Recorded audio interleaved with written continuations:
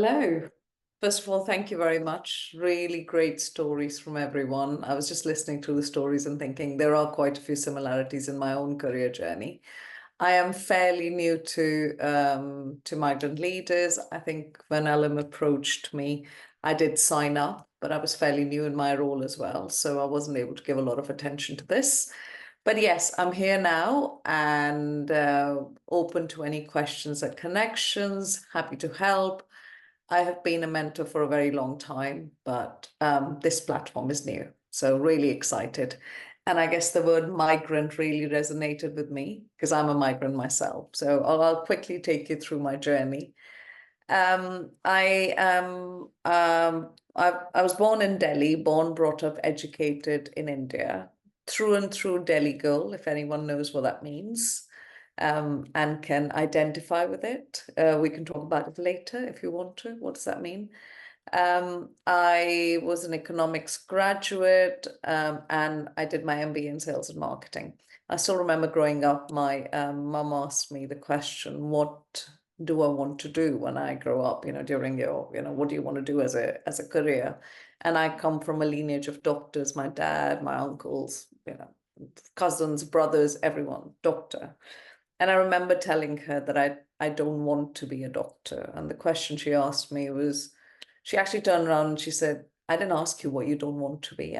I did ask you what you wanted to be. And I said, I don't know. And I'll find out.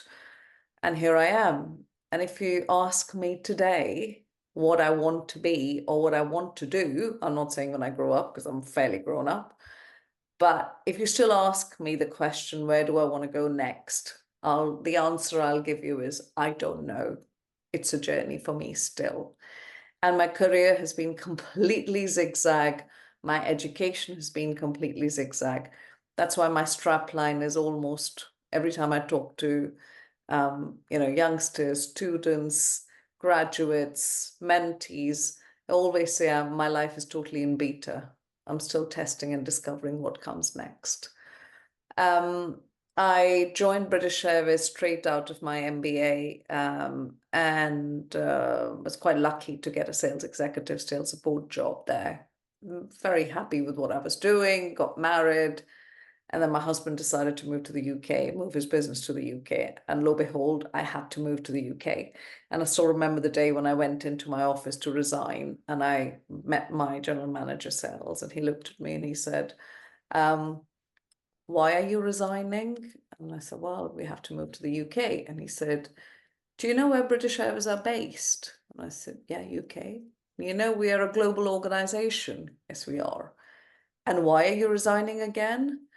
So I guess that was quite a pivotal moment in my life where I kind of realized the power of talking to people about your own situations and how everyone helps.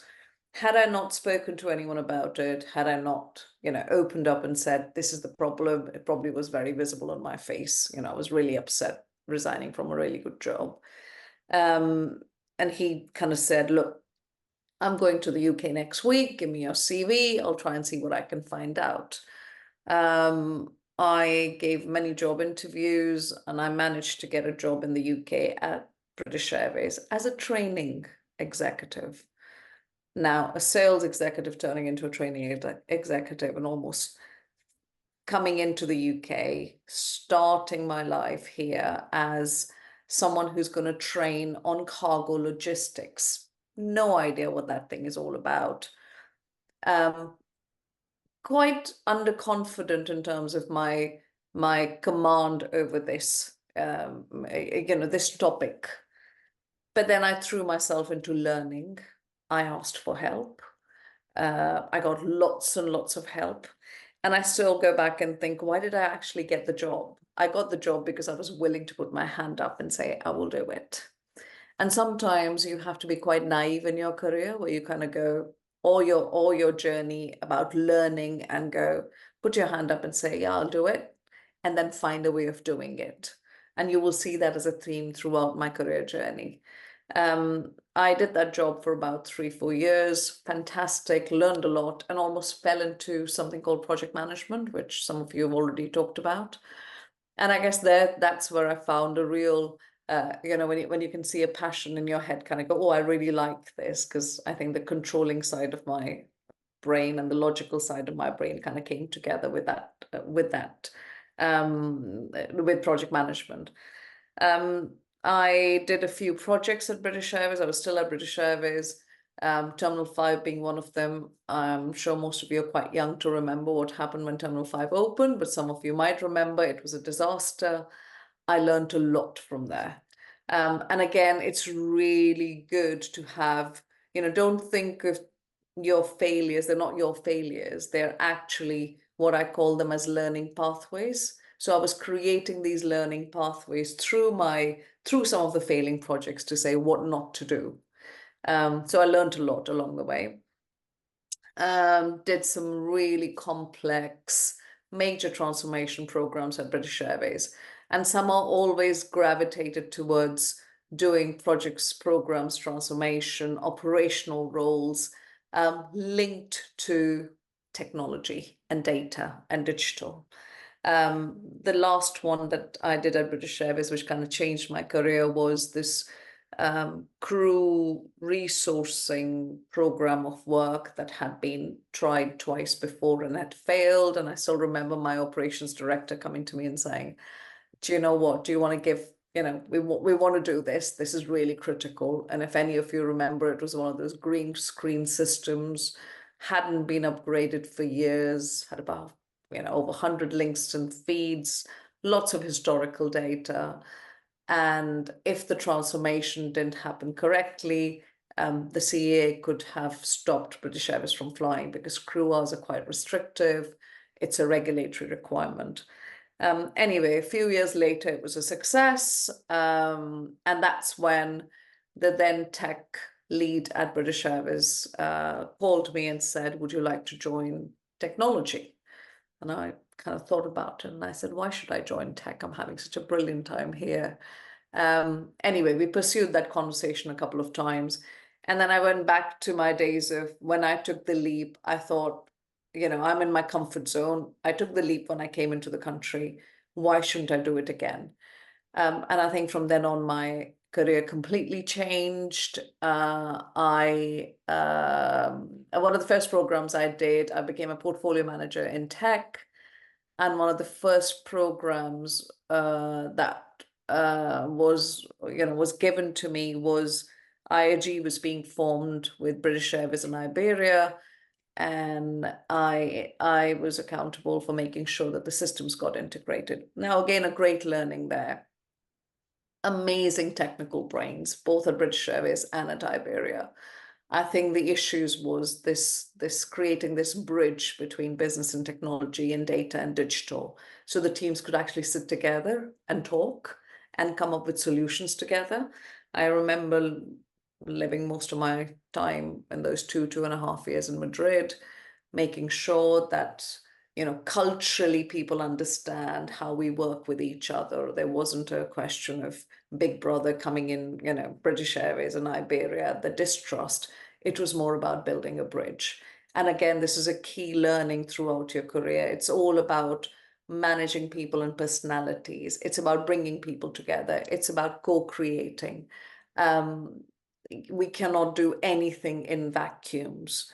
So that was a very big learning as well, to say, you get experts along the way. There are lots of experts, and you are experts in your field, I'm sure. How do we bring people together to co-create and have these solutions that are scalable? Again, a huge success, but I did run into a problem where I thought, okay, where am I going next? I have done so much of the same before.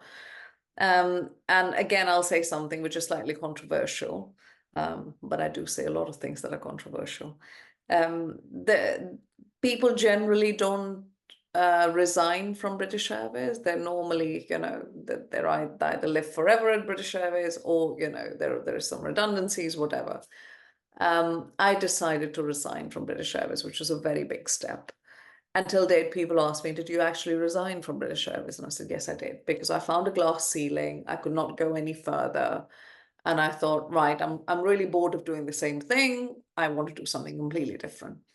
That's when I joined TfL. And I was their head of ERP strategy and transformation. So ERP, for those of you who don't know, is something that manage employee resource platform. It actually manages all your human resources, finance, commercial activities and interactions. So I looked after that portfolio of projects for about 2.5 years. Started the biggest transformation at TfL, and then the new mayor came in, and at that point Crossrail wasn't going very well, so the funding stopped. I was asked to sit on my hands for 6 months. I got terribly bored and I resigned. So I guess there's a theme here where it says, if I get bored of things, I need to challenge my brain. And I think that's what I have learned along the way, that it's great to have a profession and a passion and a path where you know what you need to do, but keep learning and almost always look out for other areas where you can learn, which is not clearly in your line of sight, because that will give you a much broader understanding of the context of where you need to go in the future and will help you in your career. I looked for other areas which were changing, other companies, and Royal Mail was one company that was looking to change, big transformation, both in e-commerce, customer facing, sales, marketing. Led the transformation in customer facing areas, and you would have seen some of the changes in Royal Mail over the years, where you get tracking information, you get emails, you get texts, you get photo on delivery, all of those things. Yes, I led the team that launched all of that. In fact, created new, changed the complete platforms, legacy tech, cloud transformation, and then moved into the operational area of Royal Mail. So I almost did 2 stints at Royal Mail, and I say that they're two very distinct stints at Royal Mail, where it was commercial and operational. And I think, again, looking at operational area at Royal Mail, very engineering focused, quite male dominated, always favored, or almost looked for people who were from a similar background. And I was quite a different, I was from a very different background. And yes, I didn't look the same, basically. So initially it was quite an uphill battle to get a seat at the table.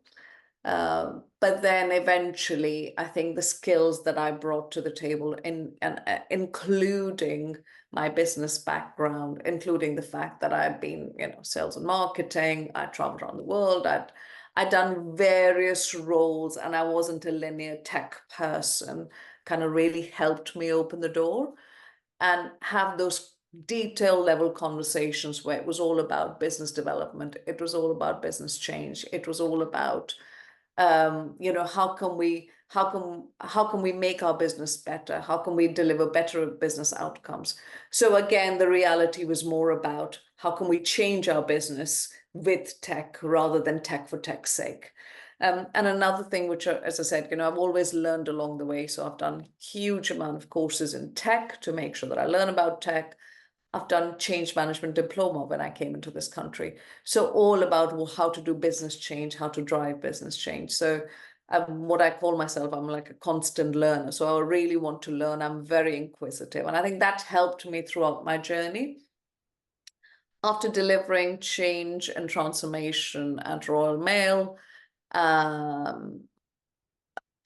I got a bit bored because I'd been through the COVID times as well. Where Royal Mail was a part of the national infrastructure. Lots of changes had to be implemented to make sure we kept the country running. Someone knocked and said that there is a group CIO role going at the Guardian. Would you like to change your role and join the media sector? And I thought, wow, I've never worked at the media sector. What a fantastic opportunity. What a fantastic brand. I really like Guardian as a brand, the integrity, the values. I know it's more left center, but as I said, the integrity, the values, the trust of that organization. and to be leading tech, data, digital, everything to do with AI. I jumped at the opportunity, and here I am a year later. I guess just following the same themes about what I've learned, I've mentioned a few things. But as I said, definitely ask for help. I've had mentors along the way. I mentor a lot of people, and I mentored people, fairly earlier on in my career.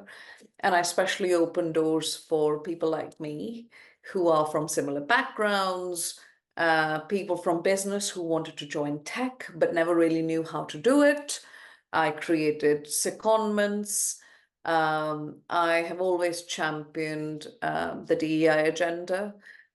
Something I didn't mention before was when I came to the UK, I think embedding myself culturally was much easier. Embedding myself in a corporate world was more difficult. And I didn't want anyone else to face similar problems along the way. So I helped a lot of colleagues. And I guess something which I have, as I said, ask for help. It's not just mentors. Something I have used extensively is my family and friends network, because you will need it along the way. Please don't think you can do everything yourself, because no one can. And I guess the way I look at mentors is I always look at mentors. I tend to have two mentors, someone who's like me, which is really good because you have the chemistry. But I also look for mentors who are not like me, someone who has a completely different personality because they come with a completely different perspective. So you can almost learn along the way. So try and think of your mentors slightly differently to say, oh, they're not like me, but I might learn something different from them. Definitely have some fun along the way. Yeah, don't take your life too seriously. Have some fun along the way. Follow your passion. If you find things interesting, go and do it. Go and give it a shot. Always good to do that. I have only learned as I've raised my hand and said, yeah, that looks fun. Let me go and try that bit. And something that I have also learned is that 80% is good enough. Never look for, I mean, if you're 100% match for another job or another, if you're looking for a career change, that's great. But I've always looked at things as, oh, if I'm a 70 to 75% to 80% match, that's great, because that 20% is my learning and my growth. So always remember that 80% is sufficient. Yeah, and that's it. I'm here if anyone wants to reach out or have any questions. Thank you very much, Pooja. Very interesting career path and career story.